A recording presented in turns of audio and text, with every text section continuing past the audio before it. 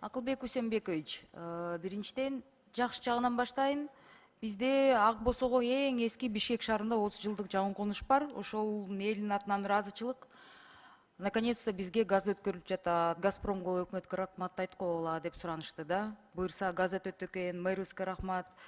Андан кийин канализация маселесин да ошол карап коюшса жакшы болмок деп суранычын айтып атам. И күзүндө парк ачылат экен, чоң парк ачылат экен, президентибиз келет деп эл аябай күтүп атат да. Бул биринчиси. Андан тышкары АТР реформасын эми баардыгыбыз колдоп атабыз. Комитеттен деле айттык элек. Комитеттен да колдоп бердик, бияктан деле колдоп беребиз. Бирок мен сизге бир мисалды айтып берейин деп атам да. Бишкекте Алга Элим деген конуш бар да. Вот на примере этого жилмассива. Бул конуш Бишкек Нарын Тооругарт эл аралык унаа жолунун коопсуздук тилкеси жолунун огунан 45 метр аралыкта жайгашкан. Бер жагы көрүстөн, бер жагы санитарный зона, 1800 киши жашайт, 400 түтүнбүз дейт. Биздин тагдырыбыз кандай болот, ушуну бир сурап коюңуздарчы, АТР келсе деп айтты эле да, ошону эли кайрылган да.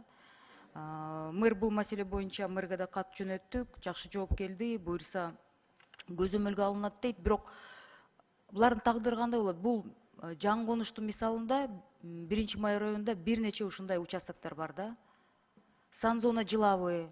Анткени мыйзамыңарда биякта жазылып атат да, что мэриянын компетенциясына решение тиги кладбищелер боюнча карайт экенсиңер, көрүстөндөр боюнча карайт экенсиңер, ошол территориялар боюнча кандай чечилет ушундай ситуацияларда?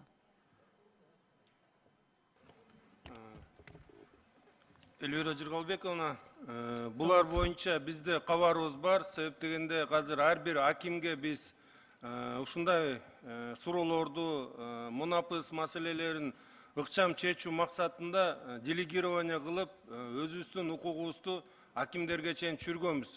Ыкчам чечимдерди киргизип кабыл алганга. Анан кийин сизде дагы маалыматыңыз бар, көптөгөн жер мунапыс жүргүзүп атканда биз сан зоналарды кыскартканга аракет кылдык. Айрым көрүстөндөрдү биз консервация кылып жаптык. Себеп дегенде консервация кылгандан кийин бизде санитарный мекемелерден дагы жолдомо бар, ошондо бизде кыскарат жанакы сан зоналар. Анан ушундай болгон көрүстөндөргө да биз чыгып бардык.